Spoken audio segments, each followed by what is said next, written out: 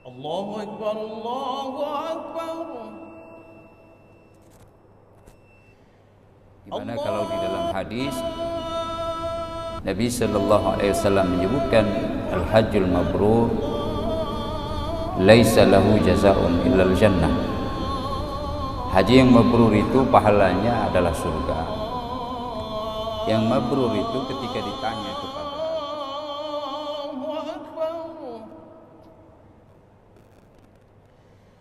Asyhadu an la warahmatullahi wabarakatuh. ilaha illallah. Alhamdulillahi rabbil alamin.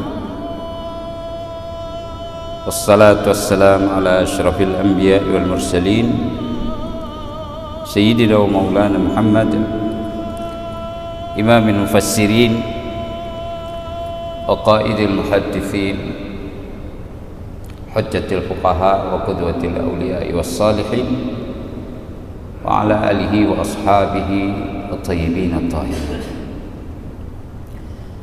Ma'asyiral muslimin irhamkumullah, para pendengar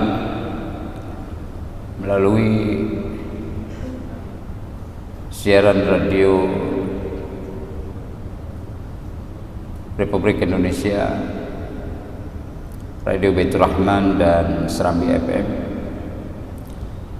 dimanapun berada. Pada subuh yang mulia ini kembali kita bisa bersama-sama untuk melihat satu dua dari ayat suci Al-Quran maupun hadis-hadis nabawi yang terkait dengan apa yang kita bacakan dari ayat suci Al-Quran, di mana pada pertemuan yang lalu kita membahas tentang penyucian diri bagi jamaah haji dalam pelaksanaan ibadah haji ke kota suci Makkah Al-Mukarramah maupun menziarahi Qubbah Nabi kita sallallahu alaihi wasallam di Al-Madinah Al-Munawwarah. Beberapa pembahasan telah kita lalui dan mungkin tiba waktunya kita berbicara tentang para hamba Allah yang telah selesai dari melaksanakan ibadah haji itu sendiri, dimana kalau di dalam hadis Nabi sallallahu alaihi wasallam menyebutkan al-hajjul mabrur laisa lahu jazaa'un illal jannah. Haji yang mabrur itu pahalanya adalah surga. Yang mabrur itu ketika ditanya kepada Al-Hasan Al-Basri rahimahullah, beliau menjawab, an yarji'a zahidan fid dunya wa raghiban fil akhirah. Mereka yang pulang dari melaksanakan ibadah haji ini dengan memiliki sifat zuhud di dunia ini dan harapan mereka hanya ke kampung akhirat. Nah, ini sudah kita bicarakan pada pertemuan yang terakhir, sehingga dapat disebutkan mereka adalah orang-orang yang telah mensucikan diri mereka dari berbagai macam kotoran secara zahir, terlebih lagi kotoran secara batin. Liyashhadu manabi'a lahum, kemudian wal yaqdu tafathahum wal yufu nudhurahum wal yatawafu bil baitil atiq. Kotoran-kotoran mereka sudah mereka tanggalkan semua. Apa kotorannya? Ya, saat ditanyakan kepada para orang-orang yang telah diberikan ilmu, mereka mengatakan yaitu mereka telah tiba pada saat melakukan tahallul, itu memotong kuku-kuku mereka, memangkas rambut mereka atau mencukurnya. di mana sudah dibolehkan itu semua yang sebelumnya tidak dibolehkan dalam keadaan ihram. Nah, jadi mereka membersihkan diri dari kotoran-kotoran yang ada pada badan, kotoran yang ada pada badan.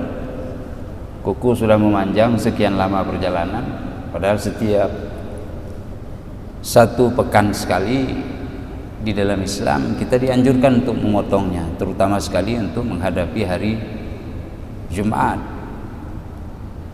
untuk melaksanakan ibadah Jumat, kewajiban bagi laki-laki.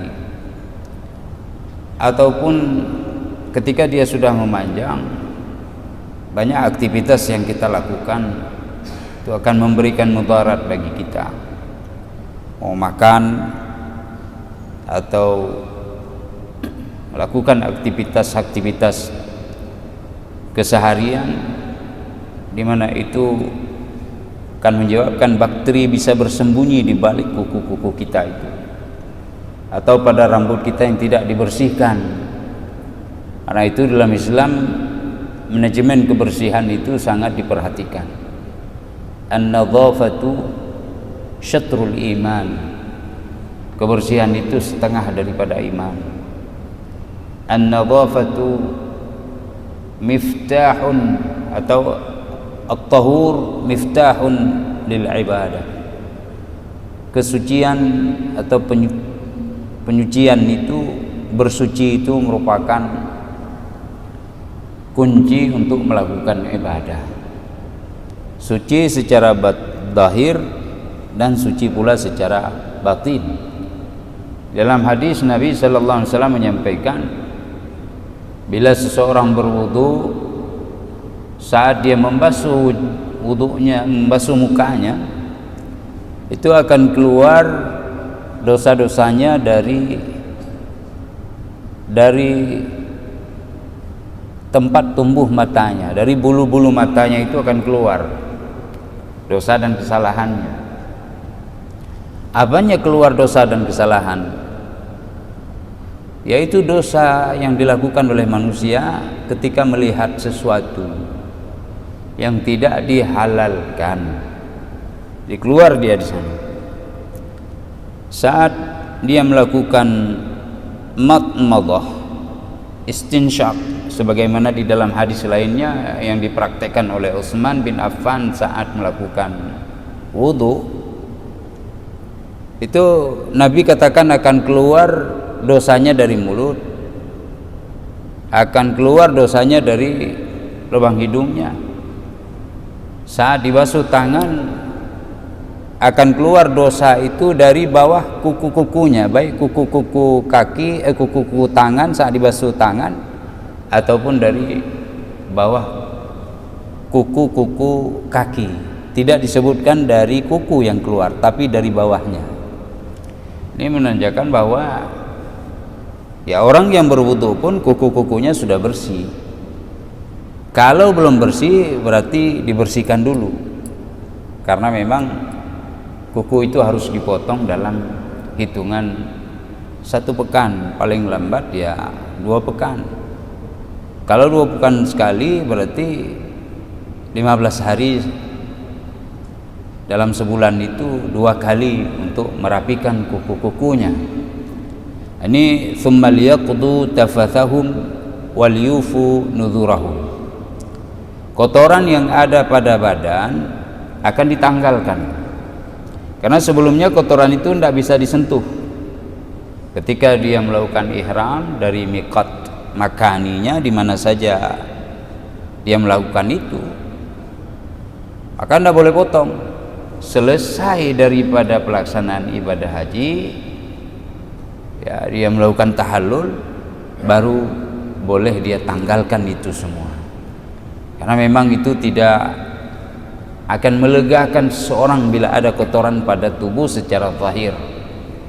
Nah, mengapa pula manusia bisa lega ketika kotoran secara batin masih ada pada dirinya? Katakanlah kotoran batin itu dengki, iri, suka menghasut, ya, berbohong, pelip, ya, kikir, itu semua adalah kotoran-kotoran batin. Salah satu kotoran batin yang paling besar, yang merupakan pangkal, yang menjadi modal, yang menjadi saham terbesar kita melakukan kesalahan di dalam kehidupan ini adalah mencintai dunia. Karena itu di akhir pembahasan tentang syariat ibadah haji di surah Al-Baqarah, ya, ayat 200 dan 201, itu Allah firmankan begini: fa idza qadaitum manasikakum fadhkurullaha kadzikrikum aba'akum aw ashadda dzikra faminan nasi man yaqulu rabbana atina fid dunya wama lahu fil akhirati min khalaq wa minhum man yaqulu rabbana atina fid dunya hasanah wa fil akhirati hasanah wa qina adzaban nar. Apabila kamu telah menyelesaikan ibadah hajimu, maka berzikirlah, yaitu menyebut nama Allah Subhanahu wa taala,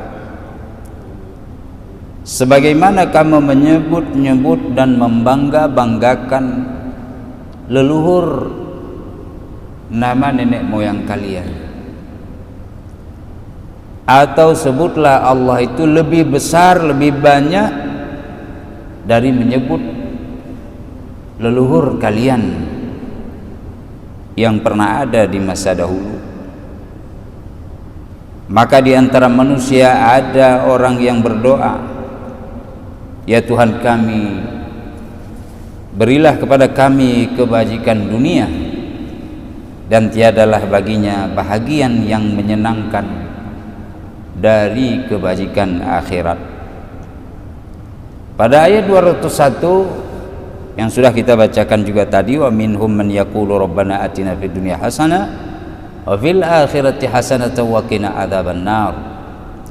Dan di antara mereka ada orang yang berdoa, ya Tuhan kami, berilah kami kebajikan di dunia dan kebaikan di akhirat, serta peliharalah kami dari siksa neraka. Ayat 202, ulaika lahum nasibum mimma kasabu wallahu sari'ul hisab. Mereka itulah orang-orang yang mendapat bagian dari apa yang mereka telah usahakan, dan Allah sangat cepat perhitungannya. Kita perhatikan pada ayat ini, itu ada dua tipe manusia. Manusia yang hanya memikirkan kepentingan duniawi, dia sama sekali tidak punya estimasi untuk melakukan sesuatu ke kampung akhirat. Bahkan ini dalam melaksanakan ibadah haji sekalipun, padahal nilai-nilai ibadah haji sudah disampaikan di dalam banyak ayat apa yang menjadi target nanti. Tapi ada orang yang lalai terhadap ini. Karena itu dia tetap tidak memiliki sifat zuhud kepada dunia dan tidak punya pandangan ke akhirat, tidak mengharapkan itu baik secara zahir maupun secara batin. Ini orang hanya memikirkan duniawi. Karena itu haji mereka tidak mabrur, tidak diterima oleh Allah. Karena memang sikap optimis mereka untuk memperoleh surga itu tidak ada. Ridha Allah yang diharapkan oleh para hamba pilihan tidak hadir singgah di hati mereka. Tidak ada sama sekali. Dia hanya mencintai dunia semata. Padahal dunia itu sudah kita ketahui, di dalam ayat disebut wa mal hayatud dunya illa mata'ul ghurur. Tidaklah kehidupan dunia itu kecuali hanya kesenangan yang menipu belaka. Kesenangan yang menipu. Kalau yang dicari dari dunia adalah rasa senang dengan banyak harta dan kekayaan, dengan kedudukan yang tinggi, bila itu yang dicari dan semua yang terkait dengan dunia semata untuk kesenangan dia, ya dia dapat kesenangan itu, tapi dia mata'anya itu mata'ul ghurur, menipu. Itu sifatnya yang kita lupa. Setiap dapat kesenangan itu lupa bahwa dia menipu. Nanti ada waktu hilang, dan ketika hilang kita sangat sedih. Dalam kesedihan kadang-kadang lupa kepada Allah ya. Padahal Allah uji sedih itu untuk mengingatkan bahwa yang tadi itu Allah beri sebentar, seharusnya kembalikan semuanya kepada Allah Subhanahu wa ta'ala, jangan lupa kepadanya. Wa mal hayatud dunya illa mata'ul ghurur. Dan banyak ayat-ayat lain. Wadrib lahum mathal hayatid dunya kama'in anzalnahu minas sama'i fakhtalata bihi nabatul ard. Ada ayat yang menyatakan kering, kerontang. Begitu juga dengan kehidupan ini ya. Tumbuh-tumbuhan itu umpama air hujan turun menimpa bumi, tumbuh kemudian kering, hancur binasa. Seperti itu. Yang kekal itu yang di sisi Allah yang kita harap. Ada ayat lagi mengatakan hampir sama itu, tapi di ujungnya nanti hatta idza akhadatil ardu zukhrafaha wa zayyanat wa dhanna ahluha annahum qadiruna 'alaiha ataha amruna lailan aw naharan. Di awal sama ayatnya, tapi di akhirnya itu disebut oleh Allah sehingga ketika bumi itu nampak hijau, ranau, penduduk atau yang punya kebun itu, kalau umpama tadi kebun, merasa begitu senang. Bahkan mereka merasa merekalah yang menguasai keadaan. Datanglah perintah kami baik siang maupun malam, maksudnya azab Allah. Apa itu? Dihancurkan tanam-tanaman itu, ladang itu, pertanian itu, sawah itu. Bila dibawa ke ranah kehidupan yang lebih meluas, karena ini umpama, dihilangkan jabatannya, dihilangkan usahanya, dihilangkan bisnis yang besarnya ya, yang sudah nampak mau dia panen, dia pikir ini sudah dapat nih, tapi kemudian hilang sirna, tidak dia peroleh apapun. Ini dia mata'ul ghurur, kesenangan yang menipu belaka ya. Semua keadaan yang sifatnya dunia toh. Ya ayyuhalladzina amanu inna min azwajikum wa auladikum aduwwan lakum fahdharuhum. Surah At-Taghabun. Hai orang yang beriman, sesungguhnya sebahagian dari istri-istri kalian dan anak-anak kalian adalah musuh bagi kalian, maka hindari mereka. Anak, istri, musuh bagi kita. Ini Allah katakan sebahagiannya. Kenapa demikian? Karena orientasinya adalah dunia. Karena dia dapat melupakan kita kepada orientasi akhirat, maka hati-hati terhadap mereka itu. Namun karena ini bahagian yang membawa kepada akhirat, Allah tutup, wa in ta'fu wa tasfahu wa taghfiru fa innallaha ghafurur rahim. Tapi jika kalian memberi maaf, memiliki toleransi dan memberikan ampun, maka Allah sungguh Maha Pengampun lagi Maha Kasih Sayang. Istri kita membuat kita jengkel, ya, tidak boleh diambil sikap secara instan langsung pisah atau apa. Anak begitu juga, karena di sana ada anak tangga menuju ke akhirat. Tapi kalau kita dengan istri dan anak hanya pikirkan duniawi, maka itu berat sekali, tidak dapat apa-apa. Sama persis dengan tadi itu, faminan nasi may yaqul Rabbana atina fid dunya, berikan kami pencapaian dunia, kebajikannya. Wa ma lahum fil akhirati min khalaq, dia tidak dapat apapun bagi mereka dari kebajikan akhirat, sedikit nasib pun tidak dapat. Arti yang dipikirkan adalah dunia semata. Begitu juga dalam kehidupan kita yang tidak berangkat ke haji itu, dikasih tahu dunia seperti itu. Innama amwalukum wa auladukum fitnah wallahu indahu ajrun azim.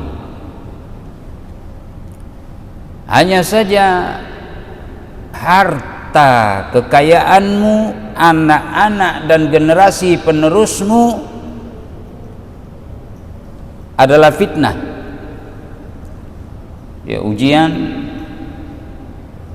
Ujian ini bisa memiliki dua kemungkinan. Kemungkinan kita bisa jaya dan sukses, lulus, berhasil sesuai dengan apa tujuan dibalik pengujian itu, baik dia membangun karakter maupun ya akhirnya mendapatkan ridha dan balasan yang baik di akhirat kelak. Ya, di dunia tentu juga diberi, ataupun gagal sama sekali, ya. Wallahu indahu ajrun azim, sementara di sisi Allah itu terdapat ajrun azim, pahala yang sangat besar. Lalu lihat lagi ayatnya tuh, ya,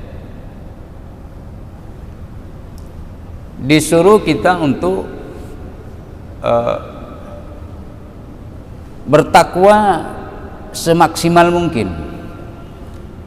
Fattaqullaha mastata'tum wasma'u wa ati'u wa anfiqu khairan li anfusikum wa man yuqa shuhha nafsihi fa ulaika humul muflihun. In tuqridullaha qardan hasana yudha'ifhu lakum wa yaghfir lakum wallahu syakurun halim. Ini di akhir surat At-Taghabun. Alimul ghaibi wasyahadatil azizul hakim. Itu akhir sekali. Orang yang beriman masih seperti di atas. Tadi ada fitnah istri, anak, beri maaf dan seterusnya. Bertakwalah kepada Allah sebatas yang kamu mampu, semaksimal mungkin. Mastata'tum. Wasma'u, dengarkan. Dengar apa? Ajaran, bimbingan, nasihat, petunjuk, dakwah, ya, peringatan, ancaman, dengar. Wa ati'u, dan taatlah, taat kepada Allah dan Rasul, taat berada di atas rambu-rambu, taat kepada firman-Nya, taat kepada aturannya, syariatnya. Ya. Wa anfiqu, dan berinfaklah. Tadi walaupun marah-marah, sudah toleransi, tapi tetap infak itu harus ada. Itu lebih baik bagi diri kamu. Tidak hanya infak kepada orang lain, infak kepada keluarga, infak kepada anak, infak kepada orang-orang yang kita cintai, sampai kepada infak kepada keluarga kita bagi kita yang tidak punya keluarga. Bagaimana keluarga kita bagi yang tidak punya keluarga? Nah, kembali kita kepada hati tadi. Hati adalah pimpinan keluarga, anggota tubuh adalah anggota keluarga. Nah, jadi beri hak masing-masing anggota tubuh itu infak. Bila tubuh tidak istirahat, mata tidak istirahat, kata Nabi, matamu punya hak yang kau harus berikan, tubuhmu punya hak yang harus engkau berikan. Itu dituntut tuh. Maka jangan pelit. Wa man yuqa syuha nafsi, siapa yang bisa menghindar daripada kikir jiwanya itu, maka dia orang yang beruntung. Dia hilangkan tuh rasa kikir. Untuk diri sendiri pun demikian. Jangan kerja terus, tidak ada istirahat, cari dunia pontang-panting. Ini tak beri hak untuk tubuh. Kalau sudah dapat dari bagian dunia, beri hak untuk pikiran, beri hak untuk hati, beri hak untuk sel-sel kita untuk bisa tunduk kepada Allah, karena dia juga mau tunduk. Dia mau tunduk. Jadi jangan pelit, jangan hanya menginginkan nafsu saja. Ini nafsu yang mencintai dunia. Itu di dalam ayat Al-Quran, dan ini banyak ayat yang berbicara seperti itu. Sementara di dalam hadis Nabi Sallallahu Alaihi Wasallam terkait dengan mencintai dunia yang merupakan pangkal dari seseorang melakukan kesalahan besar, itu disebut di dalam hadis yang muttafaqun alaih, Al-Imam Al-Bukhari dan Imam Muslim, dari Miswar bin Shidad. Beliau mengatakan Rasulullah Sallallahu Alaihi Wasallam bersabda, "Mad dunya fil akhirah," tidaklah dunia itu dibandingkan dengan akhirat, "illa kamathali ma yaj'alu ahadukum asba'ahu fil yammi falyandur ma tarji'." Umpama dunia dibandingkan dengan akhirat, kata Rasulullah, ini ibarat seseorang kalian memasukkan telunjuknya ke dalam lautan, lalu hendaklah dia mengangkatnya, apa yang tersisa dari ujung tangannya itu, ujung jemarinya itu. Itulah dunia dibandingkan dengan akhirat. Akhirat lautan yang masih tersisa di sana. Yang terangkat itulah dunia. Jadi kalau yang minta dunia di antara mereka, faminan nas, di antara manusia ada yang meminta, berikan kami kebaikan dunia, akhirat dia tidak pernah minta. Tidak ada pun dalam pikirannya untuk akhirat. Ini rugi. Bukan tidak boleh minta dunia, boleh, tapi itu rugi karena dia tidak punya orientasi kepada akhirat. Jangan seperti itu hidup. Wa minhum, dan di antara mereka ada yang minta kepada dunia, akhirat, juga perlindungan dari api neraka. Ini Allah akan berikan masing-masing. Allah sudah kasih hak, Allah sudah berikan pilihan, Allah sudah panggil, Allah sudah berikan nasihat, hidayah terus. Tapi kemudian manusia tidak mau peduli terhadap itu. Padahal di dalam hadis yang riwayat Imam Muslim, ad-dunya sijnul mu'min wa jannatul kafir. Dunia itu adalah penjara bagi orang beriman. Penjara maksudnya bagaimana?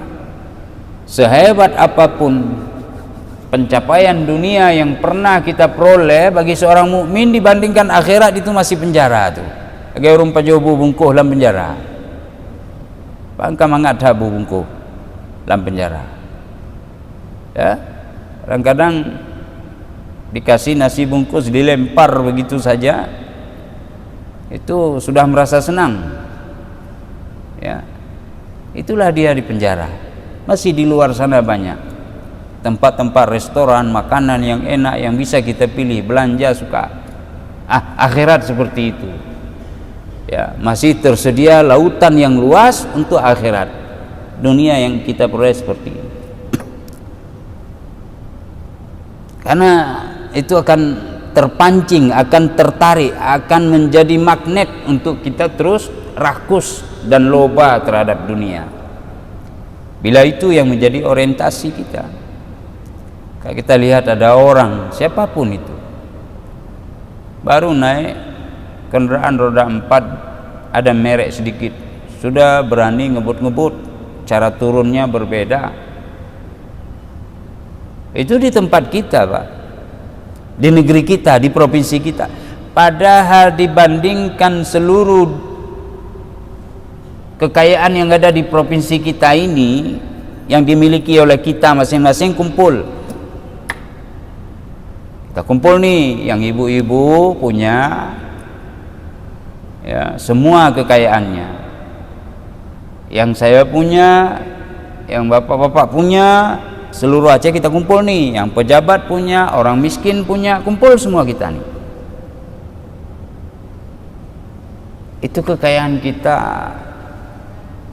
tidak seberapa dibandingkan dengan kekayaan yang dimiliki oleh orang kaya lain di dunia ini. Satu Aceh ini uang kita, kekayaan kita hanya sedikit, jadi jangan sombong. Tidak lebih dari kekayaan atau setengah kekayaan orang terkaya di dunia ini. Subhanallah. Ngapain kita angkat kerah baju kita? Ngapain kita kembangkan kedua tangan kita seperti orang yang sombong seakan-akan dunia ini milik kita? Saling sikut, berkelahi, sehingga harus melakukan hal-hal yang dapat menzalimi orang lain, naikkan harga barang-barang tinggi supaya cepat kaya, ya, dengan alasan untuk para petani, padahal petani tidak dapat apapun, sama saja, ya. Yang dapat hanya mereka yang terlibat di dalam bisnis, dan mereka mengatur itu, para rentenir, para tengkulak, ya, dia semua yang atur. Subhanallah. Ini orang yang berpikir tentang dunia. Dunia itu jangan dikejar, karena dia seperti bayangan, semakin dikejar semakin lari, tidak dapat. Di dalam hadis yang lain, Nabi sallallahu alaihi wasallam menyampaikan, "Lau kanatid dunya ta'dilu 'indallahi janaha ba'udah." Kalau dunia ini di sisi Allah punya nilai hanya sebesar sayap daripada nyamuk.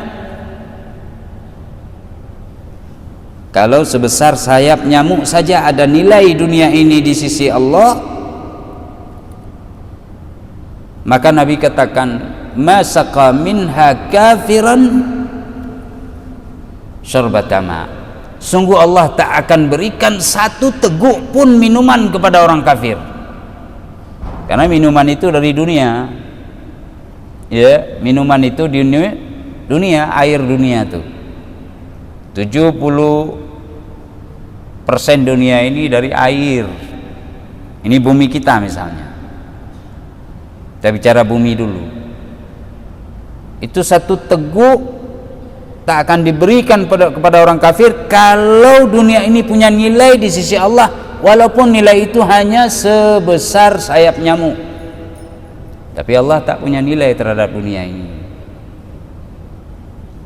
ya, sehingga diberi, orang kafir pun diberi. Ini kata Rasul sallallahu alaihi wasallam. Lalu bagaimana solusinya? Apakah kita tinggalkan dunia? Tidak, dengan dunia sampai ke akhirat.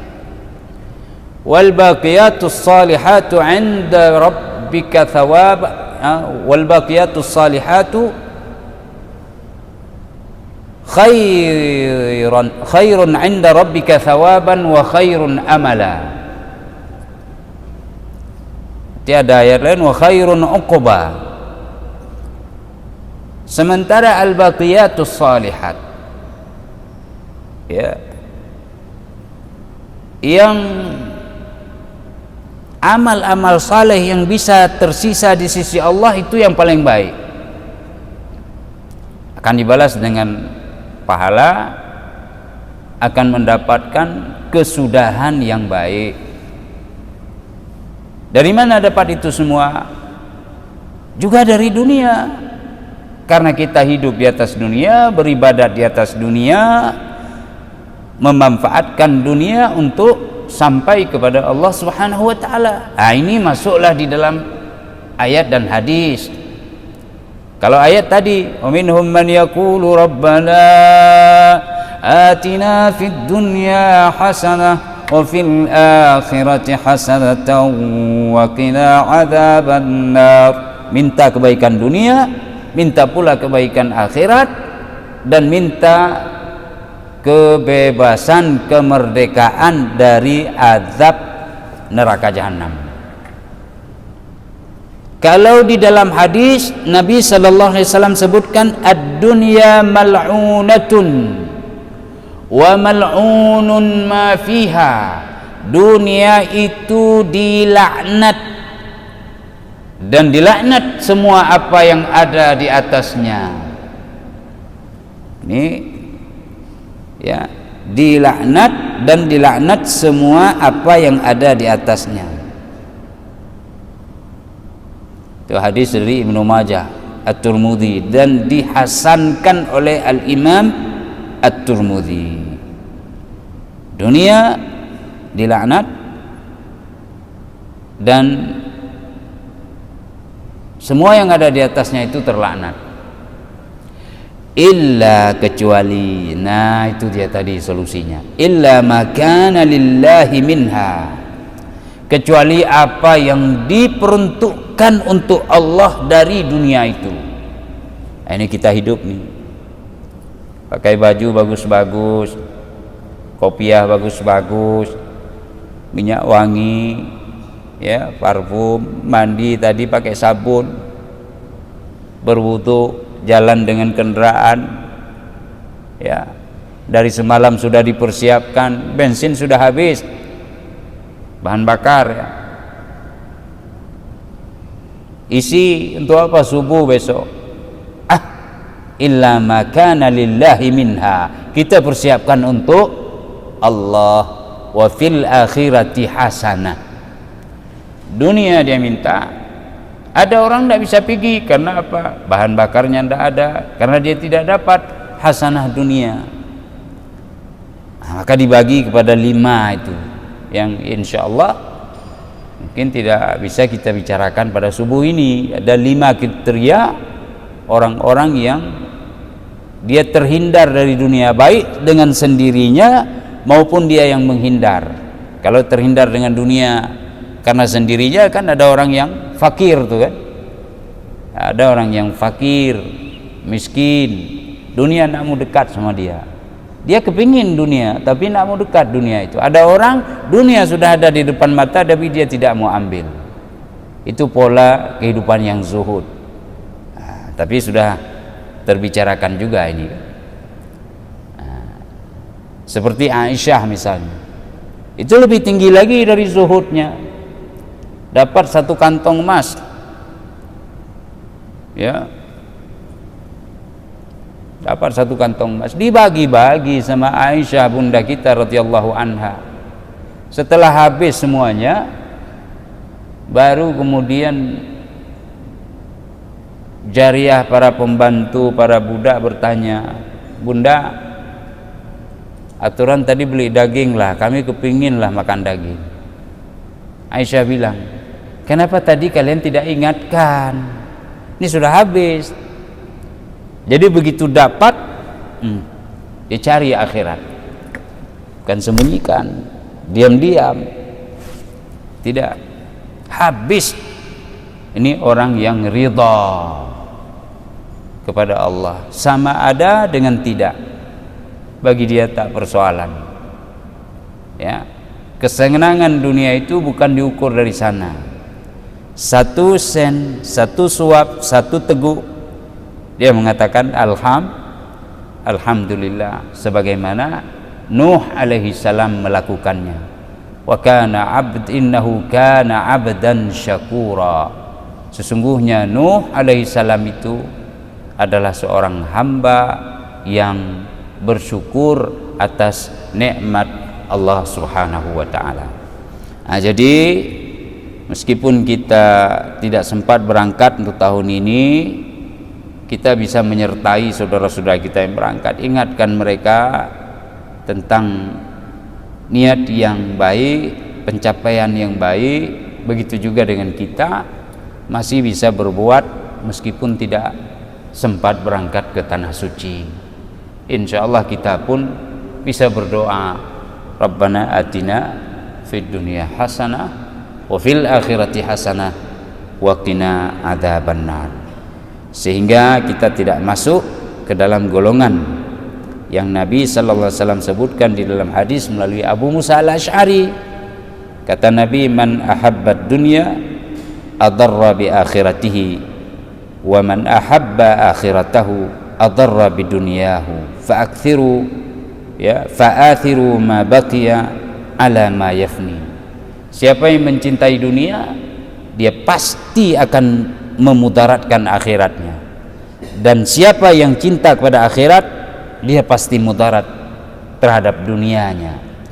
Maka utamakan yang akan tetap kekal baka, yaitu akhirat, dibandingkan dengan dunia yang fana ini. Jadi kalau dapat dunia hilang kemudian tiba-tiba, jangan gelisah, jangan sedih. Allah Maha Kaya, minta sama Allah, dunia itu membawa kita kepada akhirat, maka kekayaan itu akan hadir di dalam hati, sanubari dan pikiran kita, dan teraplikasi di dalam tindakan sehari-hari. Ini saja pada subuh yang mulia ini, mudah-mudahan bermanfaat. Subhanakallahumma bihamdika asyhadu an la ilaha illa anta astaghfiruka wa atubu ilaik. Wassalamu alaikum warahmatullahi wabarakatuh. A'udzu minasyaitonir rajim. Bismillahirrahmanirrahim. Alhamdulillahi rabbil alamin. اللهم صل وسلم على سيدنا محمد في الأولين وصل وسلم على سيدنا محمد في الآخرين وصل وسلم على سيدنا محمد في النبيين وصل وسلم على سيدنا محمد في المرسلين وصل وسلم على سيدنا محمد في الملأ الأعلى إلى يوم الدين وصل وسلم على سيدنا محمد وعلى آله وصحبه أجمعين. ولقد أشرت لنعت من أوصافه تحيي القلوب تهيج الأشجان.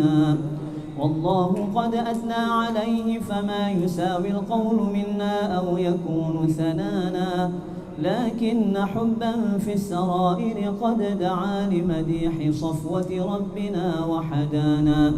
وإذ امتزجنا بالمودة ها هنا نرفع أيدي فخرنا ورجانا للواحد الأحد العلي إلهنا متوسلين بمن إليه دعانا مختاره وحبيبه وصفيه زين الوجود به الإله حبانا. يا ربنا يا ربنا يا ربنا بالمصطفى اقبلنا أجب دعوانا. أنت لنا يا ذخرنا في هذه الدنيا وفي أخرانا. أصلح لنا الأحوال واغفر ذنبنا ولا تؤاخذ رب إن أخطانا. واسلك بنا في نهج طه المصطفى ثبت على قدم الحبيب خطانا.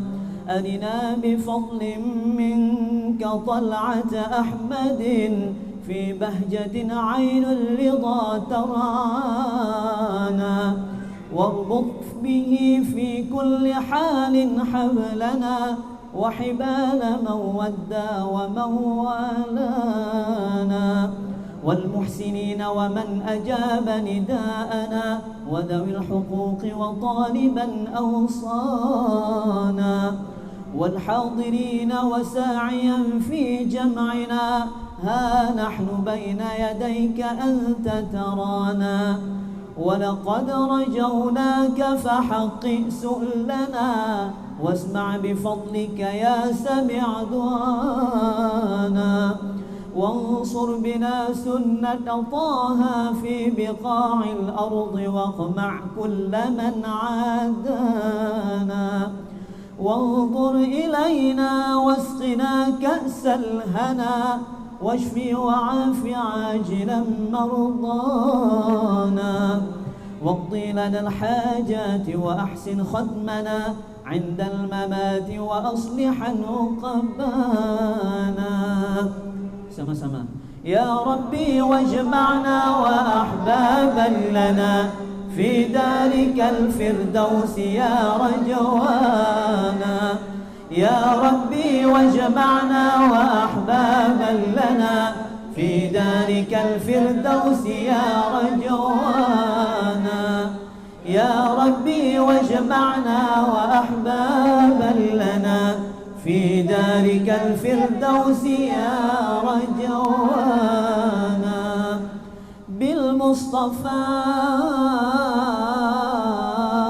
صل عليه وآله ما حركت ريح الصبا أغصانا. سبحان ربك رب العزة عما يصفون وسلام على المرسلين والحمد لله رب العالمين. الفاتحة ورحمة الله. أعوذ بالله من الشيطان الرجيم.